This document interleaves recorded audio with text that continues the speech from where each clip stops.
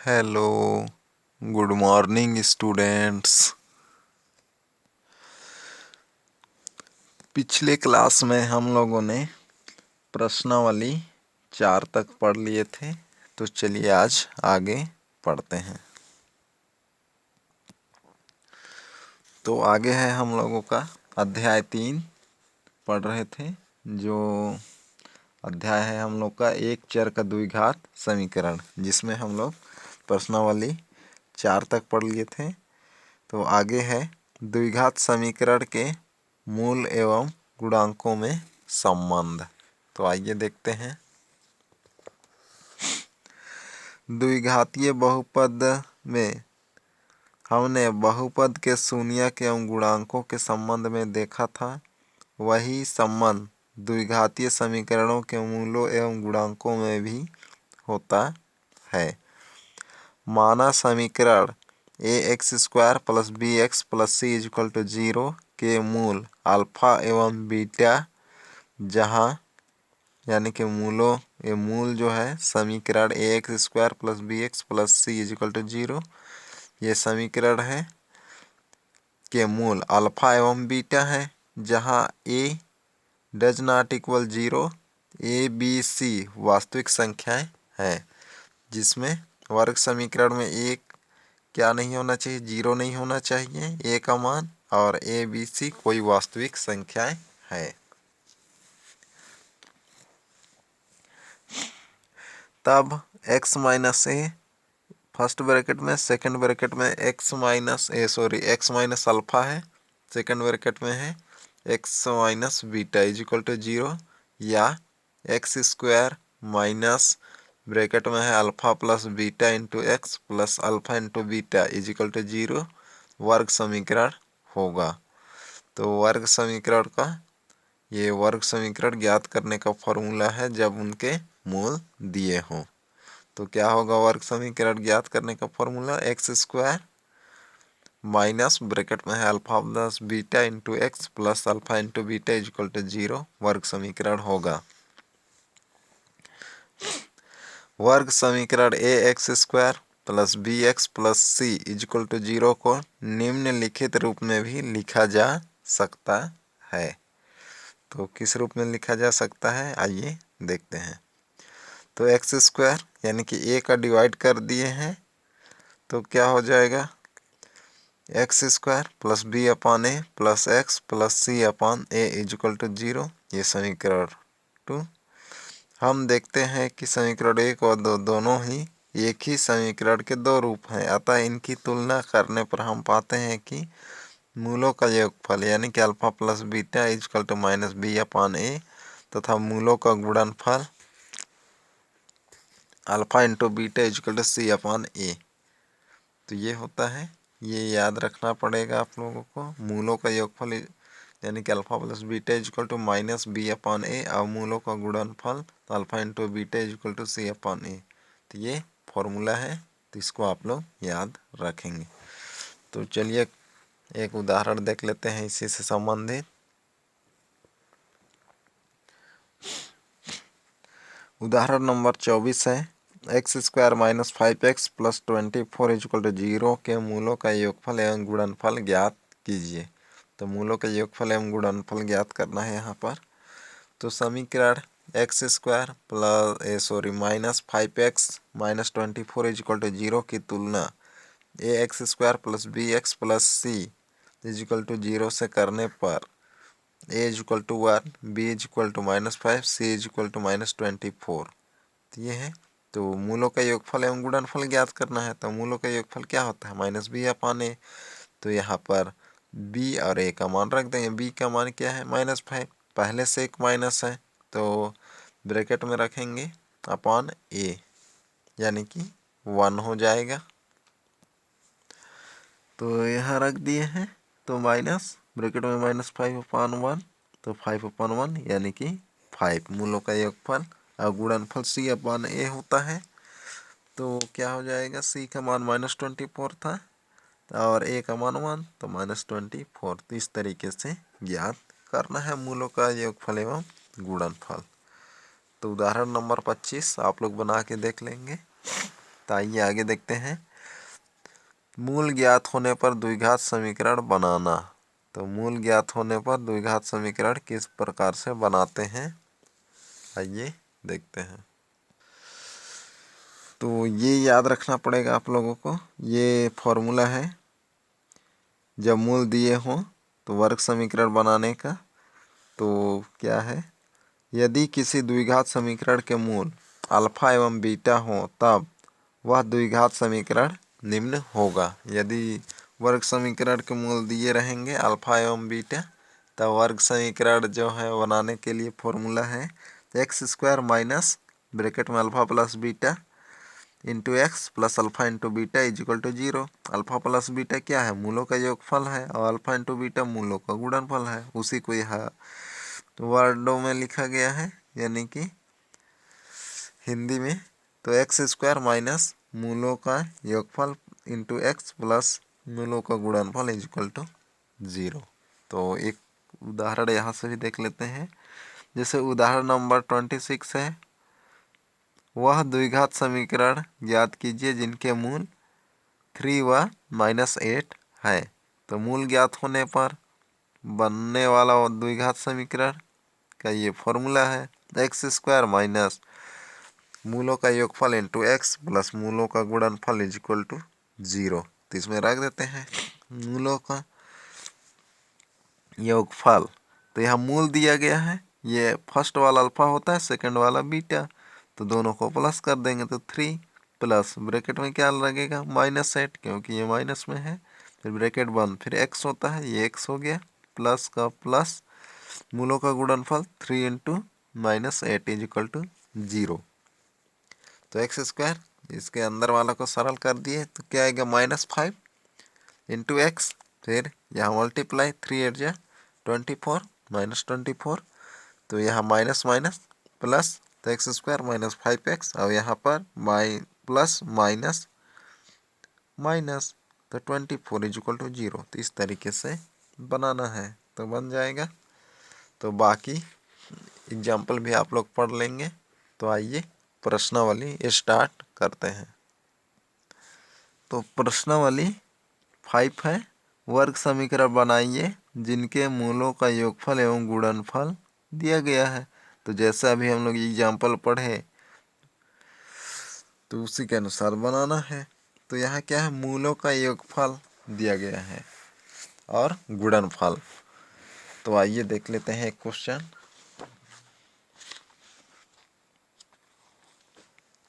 First question क्या है, first question में दिया है मूलों का योगफल इज इक्वल टू -4 और मूलों का गुणनफल इज इक्वल टू -12, ये दिया गया है। तो आइए इसका हल याद करते हैं। तो प्रश्नावली 5, तो इसमें दिया था मूलों का योगफल इज इक्वल टू -4 और मूलों का गुणनफल इज इक्वल टू -12 दिया है। तो अभिष्ट वर्ग समीकरण क्या होगा, उसका फॉर्मूला लगा देंगे। अभिष्ट वर्ग समीकरण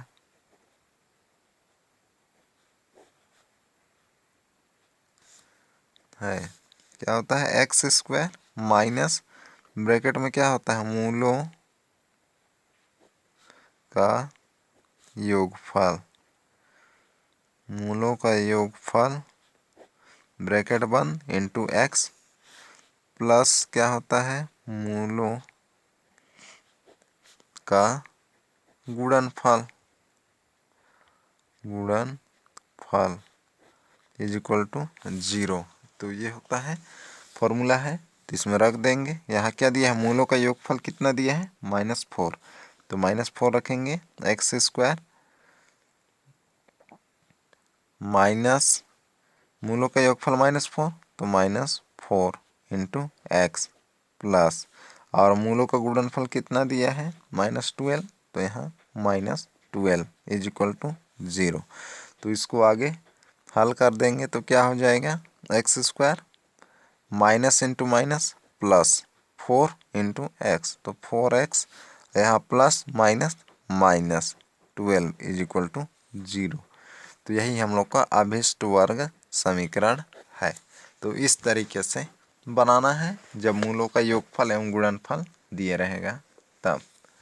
तो आइए अब देखते हैं अगला क्वेश्चन। आगे अगला क्वेश्चन 2, 3, 4 ये आप लोग बना के देख लेंगे। तो आगे देखते हैं प्रश्न नंबर 2, वर्ग समीकरण बनाइए जिनके मूल निम्नलिखित हैं। तो ऐसा भी हम लोग उदाहरण में देख चुके हैं ऐसा क्वेश्चन। तो यहाँ से एक क्वेश्चन ले लेते हैं। तो क्वेश्चन फर्स्ट लेते हैं 7 और 4 है। तो वर्ग समीकरण बनाना है जिनके मूल दिया है यहाँ पर। तो आइए इसका हल ज्ञात करते हैं।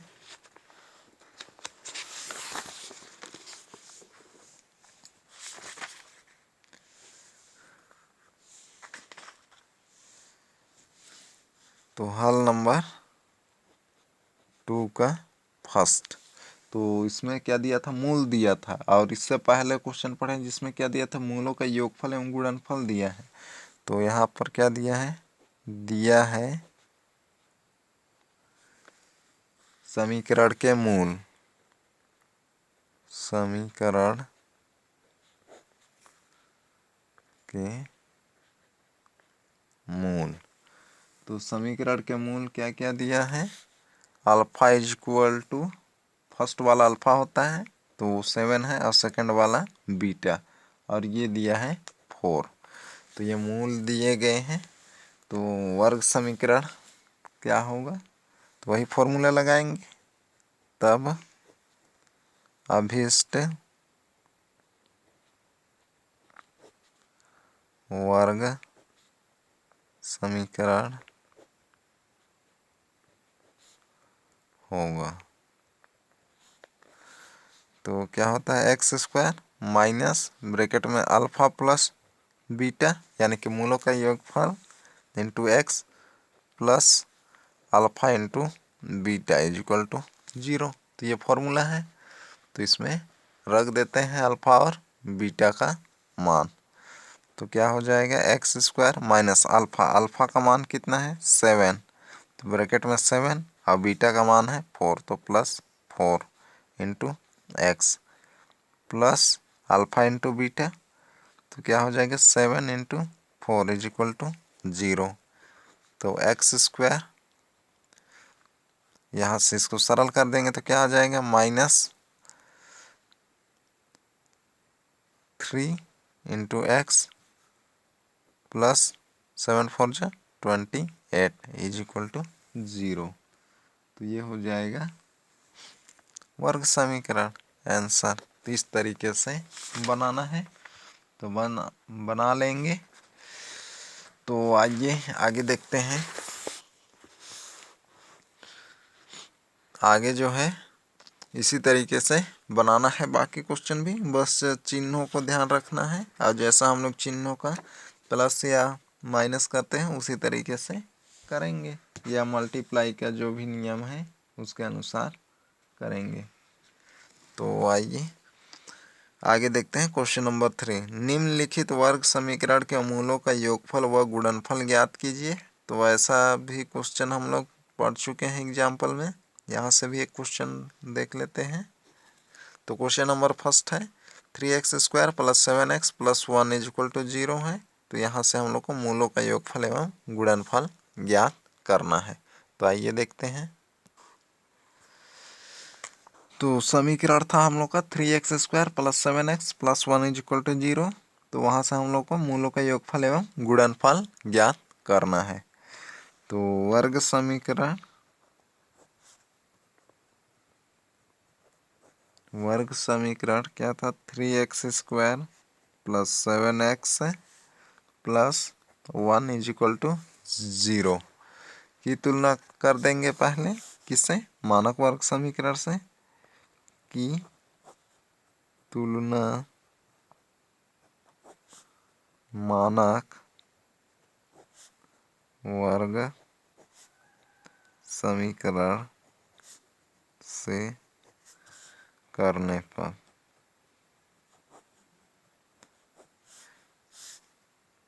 तो पहले यहाँ लिख देते हैं मानक वर्ग समीकरण को। तो मानक वर्ग समीकरण क्या है, ax square plus bx plus c is equal to 0 से करने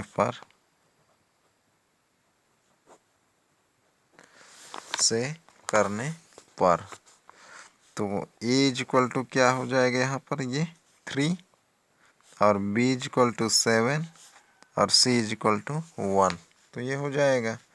तो हमें ज्ञात है कि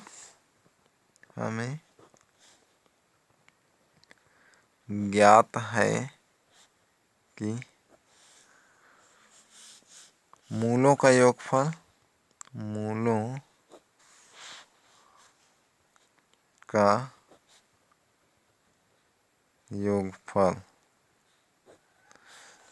का योगफल क्या होता है, -b/a, तो इसमें रख देंगे।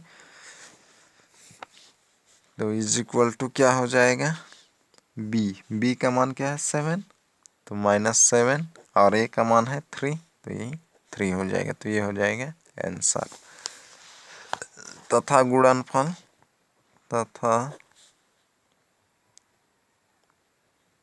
मूलों का गुणनफल इज इक्वल टू क्या होता है, c/a होता है। तो c और a का मान रख देंगे। c का मान क्या है यहाँ पर 1, यहाँ पर c का मान 1 है और a का मान 3 है ये, तो क्या हो जाएगा अपॉन 3, तो ये हो जाएगा आंसर। तो इस तरीके से बनाना है तो बना लेंगे।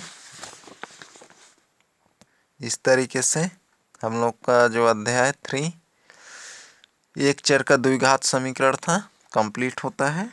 तो बाकी जो क्वेश्चन बचा हुआ है वह क्वेश्चन आप लोग बना लेंगे।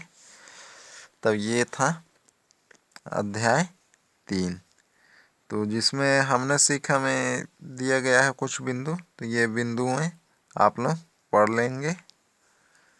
तो आगे आज हम लोग अगला अध्याय 4 स्टार्ट करते हैं। तो अगला अध्याय है हम लोग का अध्याय 4 समांतर श्रेणी अर्थमेटिक प्रोग्रेशन। तो आइए देखते हैं। तो संख्याओं के पैटर्न, तो नीचे दी गई संख्याओं को देखिए। तो यहाँ नीचे दी गई संख्या है 2, 4, 6, 8, 10 डैश डैश आगे, यानी कि इस क्रम में बढ़ते जाएगा। क्या आपको इसमें कुछ निश्चित क्रम अथवा पैटर्न दिखाई देता है? तो ये सब पढ़ लेंगे आप लोग। तो आगे देखते हैं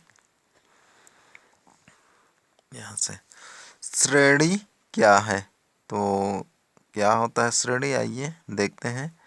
इनमें आप देख सकते हैं कि यानी कि ऊपर जो ये श्रृंखला है, इनमें आप देख सकते प्रत्येक श्रृंखला में संख्याएं अपने पिछली संख्या से एक निश्चित मात्रा में घटती या बढ़ती है। पहली श्रृंखला में 2 से कम हो रही है, तो यहाँ 2 से कम हो रहा है,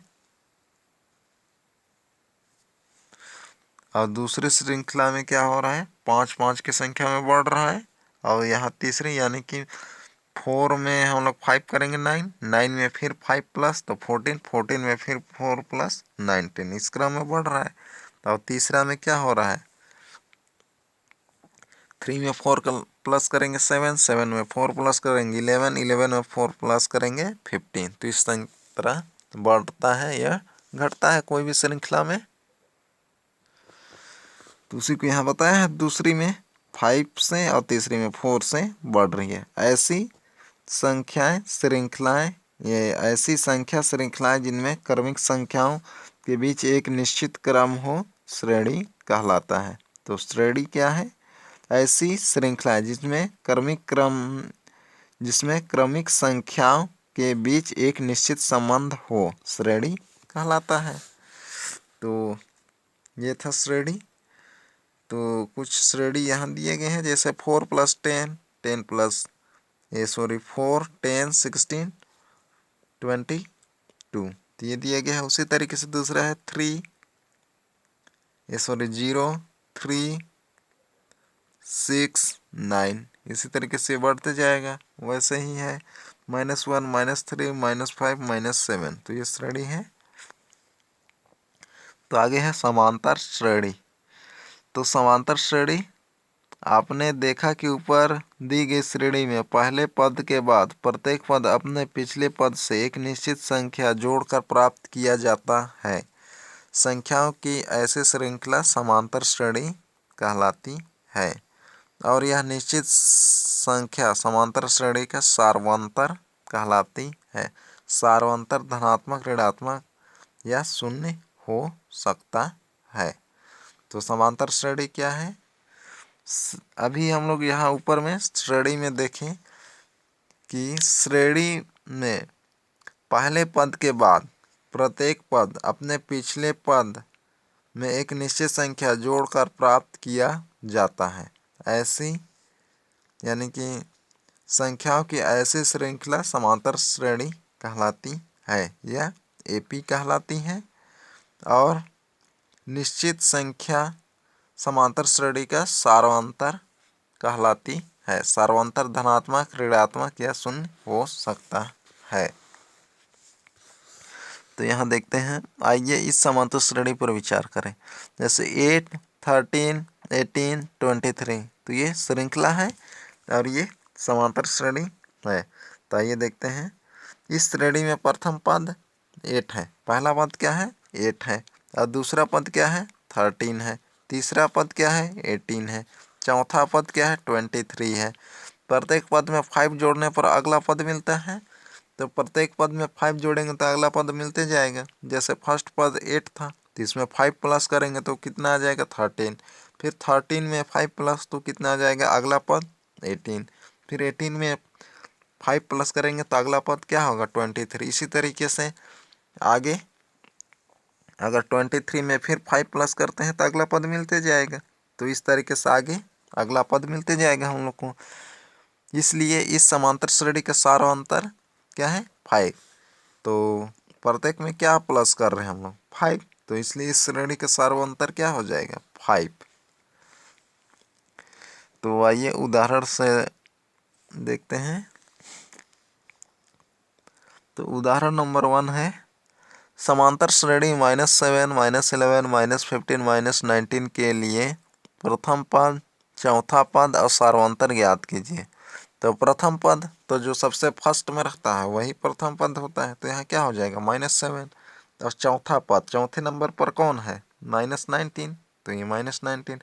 और सार्वंतर, तो सार्वंतर ज्ञात करने के लिए क्या करना पड़ता है? द्वितीय पद में प्रथम पद को घटा देते हैं, तब हम लोग को उस श्रृंखला का सार्वंतर ज्ञात हो जाता है। तो द्वितीय पद क्या है? यहाँ पर -11 है, तो -11 और प्रथम पद क्या है? -7, तो यहाँ माइनस है, यानी कि द्वितीय पद माइनस प्रथम पद, तो -11 फिर माइनस प्रथम पद क्या है? -7। तो सरल कर दिए इसको, तो क्या आ गया? -11 और ये क्या हो जाएगा? माइनस माइनस प्लस, यानी कि +7 हो जाएगा। तो 11 + 7 कितना आएगा? -4। तो सार्वंतर कितना हो जाएगा? -4। तो इस तरीके से ज्ञात करना है सार्वंतर। यानी कि सार्वंतर ज्ञात करने के लिए क्या करना पड़ता है? दूसरे पद में प्रथम पद को माइनस कर देते हैं तो सार्वंतर ज्ञात हो जाता है उस श्रृंखला का। तो करके देखे में ये कुछ क्वेश्चंस दिए हैं, तो इसको आप लोग करके देख लेंगे। तो आगे देखते हैं, समांतर श्रेणी को व्यापक रूप में व्यक्त करना। तो समांतर श्रेणी को व्यापक रूप में व्यक्त करना, हमने यहाँ कई समांतर श्रेणियाँ देखी हैं, प्रत्येक में प्रथम पद और सार्वंतर है। यदि हम समांतर श्रेणी के पहले पद या प्रथम पद को ए और सार्वंतर डी से व्यक्त करें, तो प्रथम पद को किससे व्यक्त करें बोल रहा है? ए से, और सार्वंतर को डी से। तो हम आगे के सभी पद ए और डी के आधार पर पता कर सकते हैं। समांतर श्रेणी का दूसरा पद पहले पद में सार्वंतर डी जोड़ने पर मिलेगा, यानी कि दूसरा पद ए + डी होगा। इसी तरीके से दूसरा पद क्या हो जाएगा? ए + डी में डी जोड़ने पर तीसरा पद ए + डी प्राप्त होगा। आप समांतर श्रेणी में इस तरीके से लिख सकते है। यानी कि किसी भी श्रेणी यानी कि समांतर श्रेणी का प्रथम पद और सार्वंतर पता हो तो हम लोग क्या ज्ञात कर सकते हैं, उस श्रृंखला को ज्ञात कर सकते हैं। जैसे ए पहला पद होता है ए प्लस डी, दूसरा पद ए प्लस डी, तीसरा पद ए प्लस डी प्लस डी, ये चौथा पद हो जाएगा। इस तरीके से ज्ञात कर सकते हैं। या ए प्लस डी फिर ए plus 2D A plus 3D dash, इस तरीके से ज्ञात कर सकते हैं, जिसे समांतर श्रेणी का व्यापक रूप कहते हैं। तो समांतर श्रेणी का व्यापक रूप क्या है, ये है A plus D A plus 2D A plus 3D dash dash. तो ये है समांतर श्रेणी का व्यापक रूप। तो इसको आप लोग याद रखेंगे इसको। तो पदों की संख्या परिमित होने पर इसे परिमित समांतर श्रेणी कहते हैं, और पदों की संख्या अपरिमित होने पर यह अपरिमित समांतर श्रेणी कहलाती है। आप देख सकते हैं कि उदाहरण 1 में समांतर श्रेणी 7, 11, 15, 19 में पदों की संख्या अपरिमित है, इसलिए इसे अपरिमित श्रेणी कहते हैं।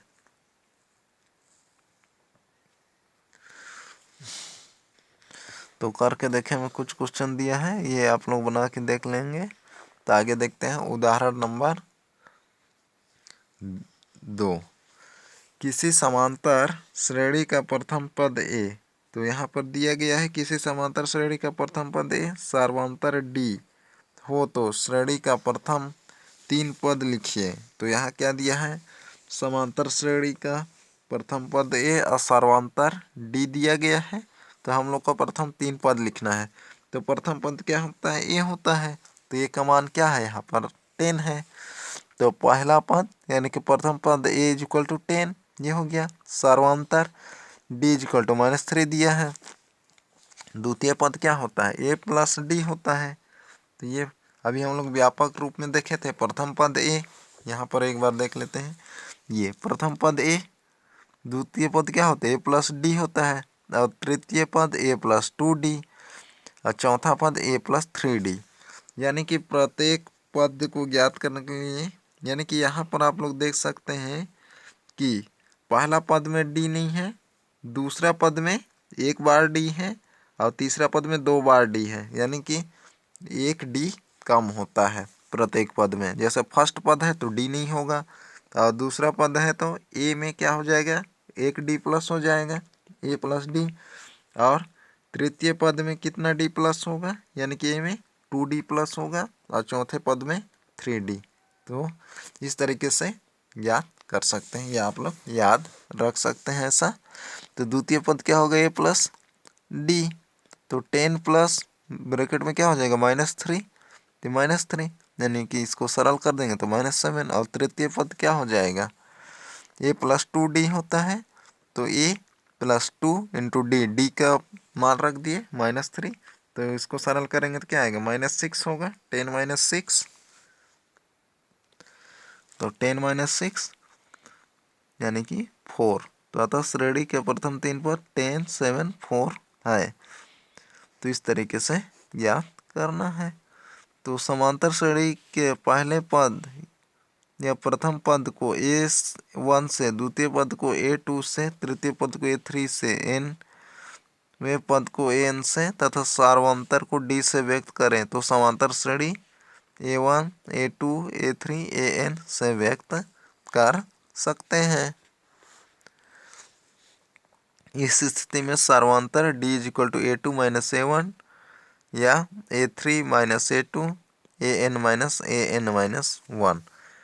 यानी कि यहाँ पर यदि समांतर श्रेणी के हम लोग प्रथम पद को किससे व्यक्त करें, A1 से, द्वितीय पद को A2 से, तृतीय पद को A3 से, और कहाँ तक, nवें पद तक, और nवें पद को AN से तथा सार्वंतर को किससे, D से व्यक्त करें तो समांतर श्रेणी क्या मिलेगा, A1, A2, A3 dash dash AN मिलेगा, से व्यक्त कर सकते हैं। इस स्थिति में सार्वंतर क्या होता है, D is equal to A2 - A1, यानी कि द्वितीय पद माइनस प्रथम पद बराबर तृतीय पद माइनस द्वितीय पद यानी कि A3 माइनस A2 और लास्ट में nवां पद माइनस AN माइनस 1वां पद। यानी कि सारवंतर जो होता है किसी भी श्रेणी में उसके अगले पद में पिछले पद को घटाने पर सारवंतर मिलता है।